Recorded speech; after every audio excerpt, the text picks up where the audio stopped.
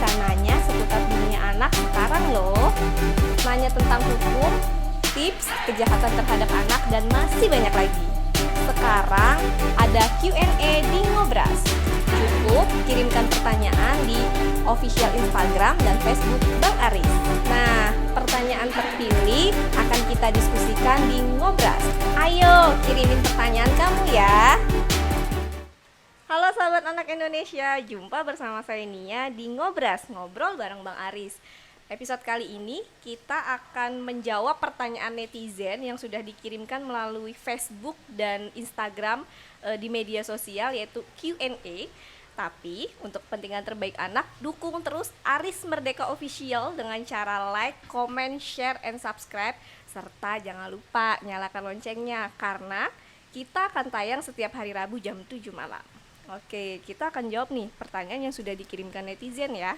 Abang udah siap nih Bang sama pertanyaan netizen? Pasti siap menjawab pertanyaan semua.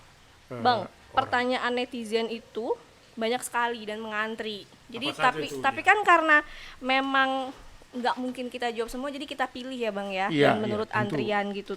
Tapi tenang aja nih teman-teman, kita pasti akan jawab semua pertanyaan dan akan dijawab langsung sama Bang Aris. Betul ya. Nah Bang, kita ke pertanyaan pertama ya Bang. Pertanyaan yang pertama ini Bang dari Denny C_7. Syarat menjadi kader Komnas Perlindungan Anak itu apa Bang? Untuk Denny ya, terima kasih sudah memberikan perhatian terhadap keberadaan Komnas Perlindungan Anak. Semua orang dituntut dan punya kewajiban untuk memberikan yang terbaik, memberikan pembelaan dan perlindungan bagi anak-anak. Karena kewajiban orang dewasa lah memberikan yang terbaik bagi anak-anak, apalagi anak-anak yang di bawah 18 tahun membutuhkan pertolongan. Jadi komitmen itu yang paling utama. Keterpanggilan hati itu yang kedua. Tentu yang ketiga perlu empati terhadap masalah-masalah sosial yang dihadapi oleh anak-anak. Jadi kalau mau bergabung, apakah dia menjadi relawan atau pegiat-pegiat perlindungan anak, silakan saja datang bersama-sama Komnas Perlindungan Anak di dalam segala aktivitasnya. Bisa juga menjadi pengurus dengan memenuhi persyaratan-persyaratan tentunya, bahwa sekali 5 tahun akan ada forum nasional perlindungan anak. Di sanalah dimintai pertanggungjawaban kepada pengurus yang dipilih tahun periode sebelumnya. Lalu kemudian di sana ada janji-janji komitmen dan hadir di tempat itu untuk bersedia dipilih menjadi pengurus. Tetapi tidak harus jadi pengurus Komnas Perlindungan Anak sebenarnya. Menjadi relawan, menjadi pegiat perlindungan anak yang dikoordinasikan ke Komnas Perlindungan Anak, saya kira itu juga baik, sangat baik sekali.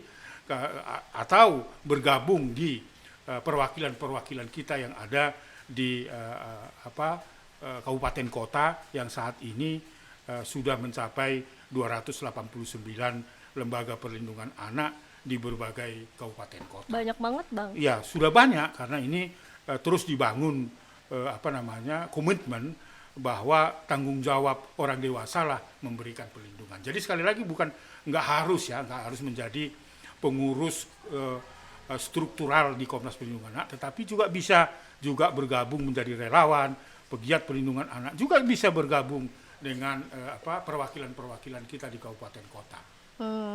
Artinya terbuka untuk semua orang gitu ya terbuka, Bang ya? Karena kewajiban kita lah untuk melindungi anak, kewajiban semua orang dewasa lah memberi yang terbaik bagi anak-anak kita. Setuju banget nih sama Bang Aris. Nah, kita ke pertanyaan yang berikutnya ya Bang. Ya, silakan ya. Dari Kak Heru_Bastian_1297. Adik saya ditelantarkan oleh ayah saya yang sudah menikah lagi. Apakah itu melanggar hukum? Iya, jadi segala bentuk penelantaran, ya, tidak memberikan nafkah, tidak memberikan belayan kasih sayang, tidak memberikan akses kepada anak untuk sekolah, tidak memberikan makanan yang sehat, yang bergizi bagi anak, ya, itu merupakan pelanggaran terhadap anak. Dan itu juga dianggap sebagai tindak pidana penelantaran. Apalagi itu dilakukan dengan sengaja oleh orang tua kandungnya sendiri. Jadi kalau ada orang tua, sekali lagi saya mengingatkan, ya, ada orang tua yang sengaja tidak menjalankan kewajibannya, seperti tadi menyekolahkan anak, memberikan nafkah, memberikan belayan kasih sayang, memberikan kesehatan yang baik, supaya anak menjadi bertumbuh dan berkembang dengan baik, itu merupakan tindak pidana penelantaran dan dapat dipidana minimal 5 tahun. Ini harus saya jelaskan ya, karena apa? Kasus penelantaran ini sekarang sedang banyak terjadi, yang selalu orang tua membawa egoisme sendiri tanpa melihat kepentingan dari anak-anaknya sendiri. Jadi sekali lagi, apa yang siapa tadi itu? Yang pertanyaan apakah Kak Heru Bastian itu, saya kira apa yang dipertanyakan itu adalah merupakan pelanggaran terhadap anak dan penelantaran, dan merupakan tindak pidana penelantaran dan diancam hukuman 5 tahun minimal penjara. Oke, berarti mungkin Kak Heru bisa berkonsultasi dulu dengan pihak kepolisian begitu ya Bang? Iya, kalau misalnya Heru tidak di Jakarta bisa, atau di tempat yang lain, misalnya di Jawa Tengah, di Medan, di Makassar, kami punya perwakilan di sana, dan silakan mengontak Sekretariat Komnas Perlindungan Anak di Jakarta, supaya kita refer ke lembaga-lembaga yang ada di sana. Kalau belum ada lembaga perlindungan anak sebagai perwakilan Komnas Perlindungan Anak, bisa karena itu merupakan tindak pidana, bisa melaporkan ke pihak kepolisian. Artinya ke lembaga perlindungan anak dulu dilakukan upaya mediasi secara baik-baik. Kalau memang tidak ada itikat baik dari ayahnya, baru dilaporkan ke pihak kepolisian. Iya, itu yang gitu, kita Bang. selalu katakan, bahwa jalan terakhir adalah proses hukum, karena itu merupakan tindak pidana dan tidak ada toleransi bagi orang dewasa, bagi siapapun yang menelantarkan anak-anak. Oke, Bang, ini sebenarnya ada pertanyaan, tapi sebenarnya tadi jawabannya sudah menyangkut dari jawaban Abang tadi. Jadi pertanyaannya begini Bang, dari Kak Rosidah Rizky Mukti, kalau ada permasalahan anak di tingkat desa, apakah Komnas Anak ada di tingkat kecamatan dan kabupaten? Kalau tadi kan Abang jawab sudah ada di kabupaten, mungkin di tingkat kecamatan mungkin bisa Abang tambahkan ada atau enggak? Iya, saya kira di beberapa tempat, ya, enggak semua ya, karena Indonesia itu terdiri hampir 500-an kabupaten kota. Jadi kita belum terkejar ya, hampir separuh saja, itu sesuatu yang sangat luar biasa. Nah, saya kira memang pembentukan lembaga-lembaga perlindungan anak itu diharapkan sampai kepada kelompok kerja di tingkat desa. Jadi di tingkat desa itu bukan lembaga perlindungan anak, tapi kelompok kerja perlindungan anak yang melibatkan aparat desa di sana, orang tua yang ada di desa, dan tidak ketinggalan melibatkan forum-forum anak yang ada di desa. Di tingkat kecamatan sudah barang tentu, kalau sudah ada di tingkat desa tentu kan koordinasinya ke kecamatan. Setelah kecamatan ada di kabupaten atau kota dan provinsi. Jadi Jakarta seperti Komnas Perlindungan Anak merupakan sebuah organisasi yang mengkoordinasi mulai dari tingkat provinsi sampai ke kelompok kerja yang ada di desa. Nah, baru-baru ini ada 6 desa di di Kabupaten Deli Serdang. Di beberapa desa itu sudah ada namanya kelompok-kelompok perlindungan anak yang melibatkan aparat desa dan tokoh-tokoh masyarakat, alim ulama, dan pemuda-pemuda desa, termasuk anak-anak yang terlibat di dalam forum anak di setiap desa. Oke Bang, thank you Bang untuk yang tadi jawabannya. Sekarang kita lanjut ke dari Kak Suci. Suci Bunas _ Bagaimana cara mengatasi orang tua yang suka main tangan? Iya, saya kira itu tidak dibenarkan ya. Segala bentuk kekerasan, apalagi itu main tangan itu kan bagian dari kekerasan fisik ya. Bisa-bisa itu melukai, bisa-bisa membuat cacat seumur hidup, kan bisa begitu. Bahkan sampai bisa meninggal dunia dari berbagai peristiwa yang ditangani oleh Komnas Perlindungan Anak. Jadi saya kira tidaklah dibenarkan sekarang ini segala bentuk kekerasan itu. Apakah itu memelototin saja itu merupakan kekerasan. Yang memelototin anak mengakibatkan anak trauma. Ya. Lalu membuat anak direndahkan martabatnya. Artinya itu juga merupakan kekerasan yang disebut dengan kekerasan verbal. Jadi bagaimana caranya supaya orang tua tidak terlibat, main tangan, ya. untuk melakukan kekerasan seperti yang tadi disebutkan main tangan. Jadi saya kira harus dihentikan. Nggak ada masa sekarang ini untuk mendidik anak dengan kekerasan. Seperti yang saya katakan tadi, bahwa ketika anak dididik dengan kekerasan, maka pada saat tertentu dia akan melakukan tindakan kekerasan juga. Paling tidak kepada adiknya dengan menggunakan powernya, ya. Bisa saja di teman sekolahnya dan sebagainya. Tawuran itu adalah tidak bisa kita lihat berdiri sendiri, tetapi itu bisa karena pengalaman pahit dari apa yang dialami di rumah. Jadi sekali lagi saya menghimbau, mendidik anak bukan dengan kekerasan, mendidik anak bukan merendahkan martabat dari anak itu. Jangan mentang-mentang kita punya otoritas karena itu anak kita. Ingatlah bahwa anak adalah yang dititipkan dan dianugerahkan oleh Tuhan, yang semua orang dewasa wajib untuk melindungi. Sekalipun anak dalam keadaan membuat kita kesal sebagai orang tua, tidak perlu dibalas dengan kekerasan. Saya berharap ini yang harus tetap kita junjung tinggi, bahwa anak adalah yang dititipkan oleh Tuhan, supaya sehingga kita wajib untuk melindungi supaya anak itu menjadi harapan keluarga, menjadi harapan bangsa dan sebagainya. Oke, untuk Kak Suci Bunas _ semoga jawaban dari Bang Aris tadi terjawab ya, dan Kak Suci Bunas juga mungkin juga bisa datang ke Komnas Anak begitu. Betul, ya Bang, untuk berkonsultasi, atau mungkin ada di daerah mana, nanti bisa inbox di official Instagram dari Komnas Anak atau Bang Aris gitu kira-kira. Oke Bang, kita lanjut ke pertanyaan berikutnya ya Bang, dari Kak ID _ Erna. Kenapa banyak anak di Indonesia ingin melanjutkan pendidikan tapi terkendala ekonomi?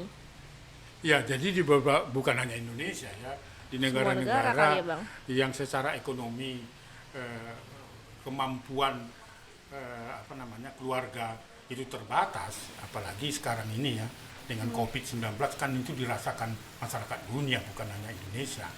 Jadi tentu ketika masyarakat tidak mampu menyekolahkan anak, disitulah peran negara, take over negara, ya kan. Kalau keluarga itu mampu, ya difasilitasi oleh negara untuk menyekolahkan anak. Tetapi ketika misalnya anak itu atau keluarga itu tidak mampu, disitulah yang saya gunakan bahasa take over atau diambil alih oleh pemerintah, karena itu pendidikan adalah hak konstitusional dari setiap warga masyarakat, khususnya anak-anak, mulai dari pendidikan dasar sampai menengah. Jadi kalau ada beasiswa, ada kartu istilahnya kartu pintar sekolah dan seterusnya, Jakarta Pintar, ya Bang. seperti itu di beberapa daerah, dan ada anggaran APBD, APBN yang memberikan alokasi pendidikan itu 20%, ada yang lebih dari 20%, itu adalah hak konstitusi dari anak. Jadi ketika misalnya keluarga tidak mampu menyekolahkan anak karena kemiskinan, apalagi menghadapi corona yang banyak masyarakat kehilangan pekerjaan dan sumber penghasilan, disitulah peran negara mengambil alih agar hak konstitusional anak atas pendidikannya tidak hilangnya. Jadi pemberian cuma-cuma itu adalah, atau pemberian negara itu adalah hak konstitusional, bukan karena Presiden Jokowi itu baik, presiden sebelumnya itu baik juga dan sebagainya. Itu hak konstitusional. Hanya saja kita terima kasih dengan Pak Jokowi karena itu diimplementasikan hak konstitusional atas pendidikan itu. Jadi sekali lagi itu nih ya, saya ingin sampaikan bahwa ketika ada keluarga secara ekonomi tidak mampu melanjutkan sekolah, khususnya untuk mengimplementasikan hak anak atas pendidikan, disitulah peran negara, take over negara. Jadi negaralah yang memberikan fasilitas kepada anak supaya hak konstitusional anak atas pendidikan tidak hilang. Tapi kalau untuk yang abang lihat, maksudnya di lapangan, pemerintah sudah mengucurkan dana yang lumayan, sudah besar, atau gimana tuh Bang? Ya belum semua ya. Kalau kita melihat misalnya di daerah-daerah perbatasan, ini kan harus menjadi pertimbangan ya, jarak sekolah dengan pemukiman dan sebagainya. Disitulah menurut saya harus ada pembaruan tentang pembangunan, mendekatkan komunitas atau masyarakat dengan sekolah yang ada di sana. Jadi masih banyak sebenarnya yang harus dievaluasi. Kalau kita lihat di kota-kota besar sudah hampir semua, bahkan di tingkat desa pun sudah ada sekolah dasar, ya sudah ada PAUD dan sebagainya. Itu tujuannya. Tetapi harus menjadi perhatian juga adalah anak-anak yang berada di daerah-daerah perbatasan dan di daerah-daerah konflik dan di daerah-daerah bencana. Seperti sekarang kan banyak bencana ya. Nah, itu perlu ditingkatkan apa yang kita sebut namanya sekolah darurat untuk supaya tidak terputus hak anak atas pendidikan itu. Oke Bang, terkait dengan yang Abang bilang di masa pandemi tadi sebelumnya, ini ada dari Kak Horas Mandiando Sialagan. Horas, apa upaya Iya, Horas juga tuh dari Bang Aris. Horas, apa upaya perlindungan bagi anak-anak atas hak-haknya di masa pandemi ini? Ya banyak hak anak yang harus dipenuhi ya kan. Tentunya seperti data kita sejak Maret tahun 2020 itu kan bentuk kekerasan itu bukan berkurang tetapi bertambah. Bentuk kekerasannya bisa kekerasan fisik. Akibat apa? Itu bisa dampak dari orang tua yang kehilangan pekerjaan, penghasilan tidak tetap. Itu membuat keluarga itu mengalami gangguan dalam membesarkan atau memenuhi semua kebutuhan ekonomi. Ya, itu tidak hanya 1-2 orang mengalami itu. Ada juga kasus-kasus yang akibatnya ada juga berdampak kasus kekerasan seksual. Ada juga bentuk-bentuk kekerasan verbal dan sebagainya. Bahkan ada yang menjual anak juga ya untuk kebutuhan ekonomi. Ada juga keluarga seperti itu yang kita tangani. Jadi banyak terjadi bentuk-bentuk pelanggaran di masa COVID-19. Tetapi ini dialami semua orang, bangsa-bangsa di dunia juga, bukan hanya di Indonesia. Tetapi yang ingin saya sampaikan adalah sekalipun kita menghadapi COVID-19, bukan berarti kita dibenarkan untuk melakukan tindakan pelanggaran terhadap hak anak. Justru kita harus semakin dekat karena apa? Kita dituntut menjadi hidup normal baru ya. Kebiasaan-kebiasaan lama yang selama ini kita melakukan kekerasan dan sebagainya itu harus dihentikan. Oke Bang, kita lanjut ya Bang. Baik. Kak Renatu Sandika, bagaimana cara yang ditempuh Komnas Anak bagi anak-anak, bagaimana cara yang ditempuh Komnas Anak untuk melindungi anak korban tawuran? Oh iya, jadi tawuran itu kan salah satu bentuk kekerasan juga.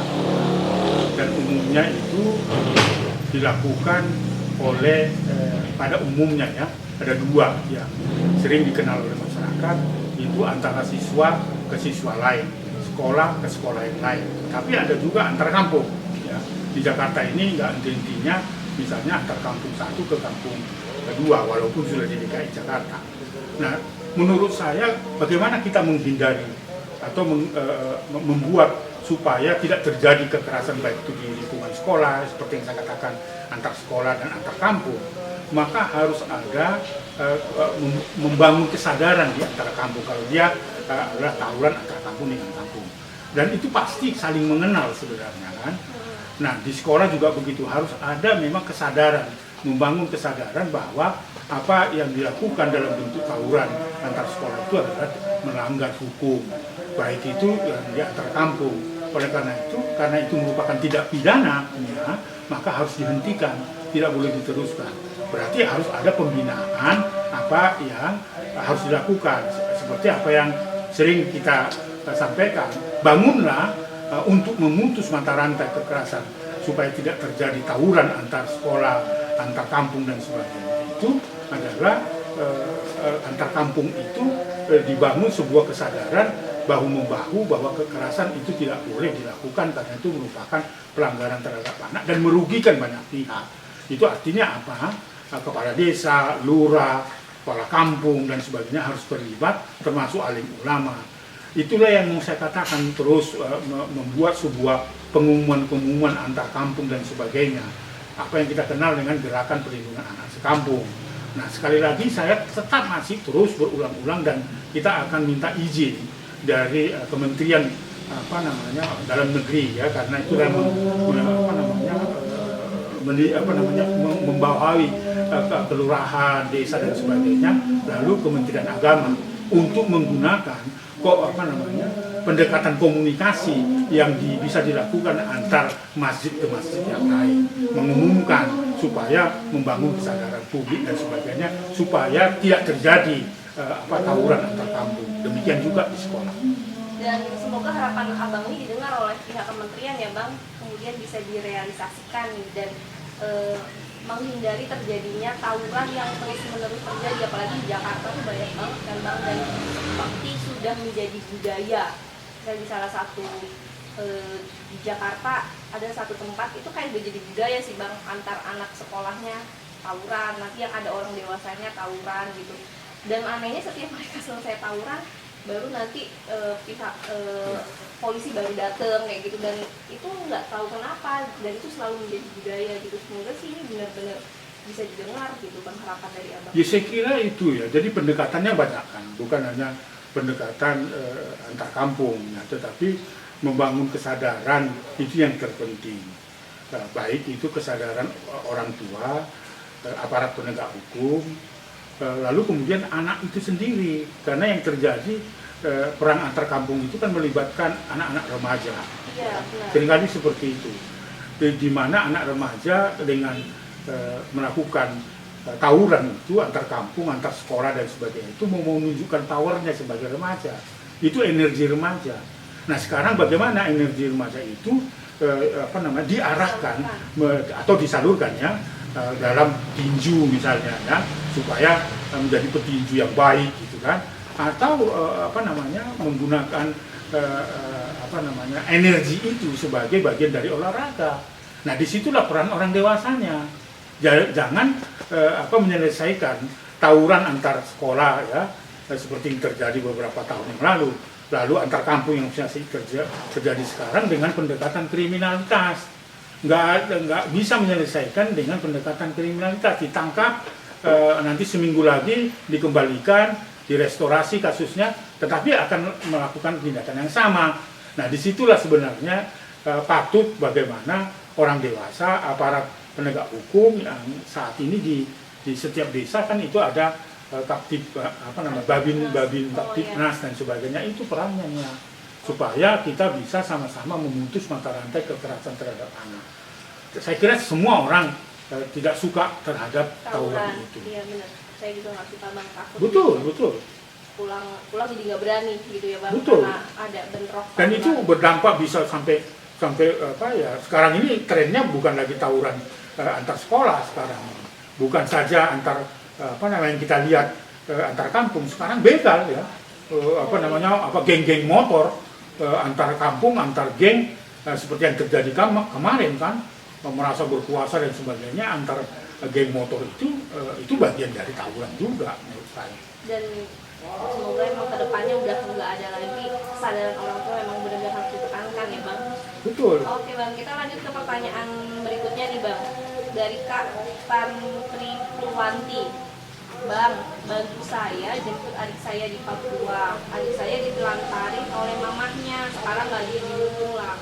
Ya, saya kira sekali lagi ya, seperti yang saya jelaskan di depan tadi, bahwa segala bentuk penelantaran, ya, apapun alasannya, seperti tadi kan, bentuk-bentuk penelantaran itu kan saya sudah jelaskan, bisa tidak memberikan akta, tidak melanjutkan sekolah atau memberikan akses sekolah, tidak memberikan belas kasih sayang, tidak menumbuh kembangkan anak itu secara sehat dan sebagainya, itu adalah merupakan tindak pidana telak penelantaran dan dapat dipidana minimal 5 tahun.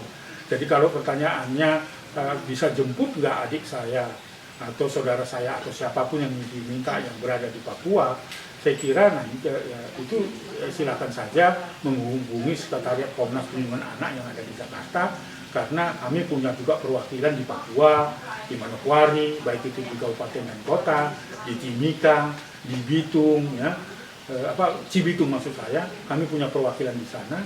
Nah, supaya itu yang mengurus karena jaraknya jauh sekali kan. Kalau memang membutuhkan peran pemerintah nanti bisa dirujuk kepada dinas sosial supaya anak ini tidak mengalami tindak pidana penahanan. Oke, untuk Kak Tanti Purwanti bisa kirimkan laporannya ke sekretariat Komnas Perlindungan Anak di Jakarta paling tidak memberikan informasi di mana anak itu berada dan apa yang harus dilakukan. Baik. Bang, kita ke pertanyaan selanjutnya ya Bang, dari Kak Kitmorin 31. Apa tanggapan Bapak tentang artis-artis yang upload foto-foto seksi di Instagram? Apakah sudah lumrah? Oh tidak, itu merupakan kejahatan seksual. Karena selain karena di samping itu melanggar undang-undang pornografi, tetapi juga bisa dikaitkan atau dikenakan tindakan pelanggaran terhadap undang-undang ITE. Ini yang kemarin itu kan lagi viral juga, salah seorang diduga artis gitu ya, yang juga viral bahwa membuat adegan porno, sekalipun itu menurut pengakuan si pelaku, si pembuat itu tidak menyebarkan, itu saja sudah merupakan tindak pidana. Apalagi kalau misalnya sekarang lagi tren menunjukkan dirinya, auranya kepada publik lewat media sosial, saya kira itu selain itu tidak bermoral, itu merupakan pelanggaran terhadap undang-undang pornografi. Sekalipun itu tidak disebarkan oleh yang membuat saja itu menurut undang-undang pornografi dapat diancam 12 tahun penjara. Seperti sekarang ini sedang dalam proses disampaikan kepada jaksa penuntut umum, GL bersama pasangannya itu diancam 12 tahun, sekalipun dia tidak ditahan, hanya ditahan tahanan luar dan wajib lapor. Tapi itu merupakan pelanggaran dua hal, bisa dikenakan pasal berlapis, undang-undang pornografi dan undang-undang ITE. Jadi kalau ada sekarang lagi tren public figure, ya, baik itu public figure yang masih berusia remaja atau anak atau yang sudah mempunyai nama dan sebagainya, hentikan itu karena itu tidak mendidik. Ya, itu justru mencelakai dirinya sendiri dan justru itu membangun image yang tidak baik. Karena itu merupakan pelanggaran sekaligus dalam undang-undang pornografi dan undang-undang ITE. Baik, semoga menjadi pembelajaran juga ke depan dalam bukan hanya harus berhenti, pokoknya harus berhenti karena itu tidak ada yang bisa diambil hal yang baik di situ, ya.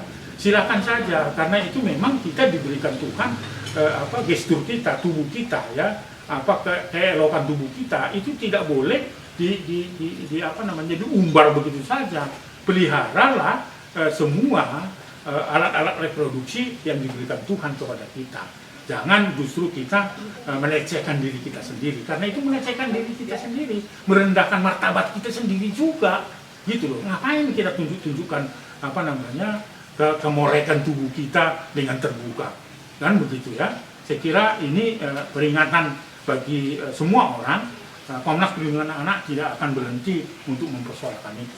Baik Bang, kita ke pertanyaan terakhir ya Bang, dari Ibu Terry. Saya pernah lihat Bang Aris muncul di YouTube main gendang Batak Salute, Pak Aris Salute Bang ya? Iya, gendang Batak tradisional lah. Oh gitu. Tradisional dari mana Bang? Dari Tanah Batak. Oh, dari Tanah Batak. Coba dong Bang mainkan alat gendangnya. Ya, karena tidak ada prakteknya di sini. Sebelumnya saya kira memang saya itu adalah pecinta musik-musik tradisional. Bukan hanya dari Tanah Batak, dari Papua juga. Ya, saya punya dokumentasi itu beberapa gendang yang biasa dipakai, baik itu untuk pesta, untuk perang dan sebagainya itu, dan tarian-tarian di Papua juga saya memiliki itu. Saya juga punya alat tradisional gitar dari Kalimantan Tengah yang dimiliki oleh masyarakat Dayak. Dan saya senang sekali mengkoleksi itu, dan saya sendiri punya salah satu galeri inspirasi anak Indonesia. Kapan-kapan ajak saya main ke sana? Saya kira akan kita ajak, dan kita selain main gendang secara tradisional itu ya, dan menghibur diri, dan juga itu bisa menambah inspirasi bagaimana menjawab kebosanan-kebosanan dari apa yang saya lakukan membela kepentingan terbaik anak. Dengan musik itu kita menambah inspirasi baru. Nah, untuk mendengarkan itu silakan tunggu tayangannya, dan saya persilakan untuk saya akan beratraksi untuk membangun sebuah gerakan budaya untuk kita ciptakan, memelihara sebagai bagian budaya Indonesia. Oke, berarti saksikan terus di Aris Merdeka Official. Nah, Bang, cuman saya minta sedikit aja nih, mungkin ada meja kali Bang, caranya atau apa, sedikit aja Bang. Iya, jadi itu Gimana? gendang kan, gendang Batak itu dan gendang-gendang lain. Kalau di Tapanuli Selatan itu ada gondang gondang besar itu seperti yang di masjid ya, itu panjang dan sebagainya. Kalau di tanah Batak itu ada 7, ada gendang paling besar di kanan itu bassnya. Jadi melodinya ada 7 di sini, jadi 8. Jadi kita main ya seperti akustik lah, ya, sesuai dengan irama lagu yang dimusikin atau dimasukkan musik tradisional itu. Jadi artinya juga jadi sehat gitu, karena begitu ya. Badan semua gerak. Gerak semua dan ini bergerak dan sebagainya. Itulah yang saya sukai, sehingga inspirasinya ini main terus gitu kan. Bass besar, gendang besar, baru melodi kecil. Oke, berarti kita akan Tunggu tanggal mainnya ya. Saya akan melakukan aksi itu. Selain itu nanti saya kira saya akan juga perlihatkan galeri inspirasi anak merdeka Indonesia yang mengumpulkan alat-alat tradisional dari beberapa daerah. Dan fans abang dari Papua juga ada yang mau kirim Bang. Oh, Kirim sangat-sangat barang antik nanti saya kirim ke Bang Aris. Saya dari Papua, koleksi untuk Bang Aris. Dan terima kasih dan saya tunggu karena itu akan Dari menambah. Back Taklen. Saya kira saya tunggu dengan baik dan saya akan berikan alamatnya nih ya. Baik. Karena saya senang sekali juga peninggalan-peninggalan atau katakanlah alat-alat tradisional yang ada di Papua. Jadi Papua itu kan banyak suku dan sebagainya. Saya tunggu, terima kasih. Kalau itu bisa dalam minggu-minggu ini juga akan memperkaya galeri aspirasi anak merdeka Indonesia. Oke Bang, terima kasih nih Bang untuk Q&A hari ini. Dan silakan tunggu atraksi musik yang akan saya pertontonkan, saya berikan kepada semua netizen. Dan kita akan jalan-jalan ke museumnya Bang Aris. Baik. Oke, Silakan. Bang, nantikan terus pertanyaan-pertanyaan yang dikirim Betul. dari netizen. Jangan bosan nih Bang. Dan sampai jumpa. Terima kasih untuk hari ini. Terima kasih sama-sama nih ya. Oke, nah sekian episode Ngobrol bareng Bang Aris. Saksikan terus setiap hari Rabu jam 7 malam. Untuk kepentingan terbaik anak, dukung terus Aris Merdeka Official dengan cara like, comment, share, and subscribe. Serta jangan lupa nyalakan loncengnya. Salam anak Indonesia. Anak terlindungi, Indonesia maju. Bye-bye.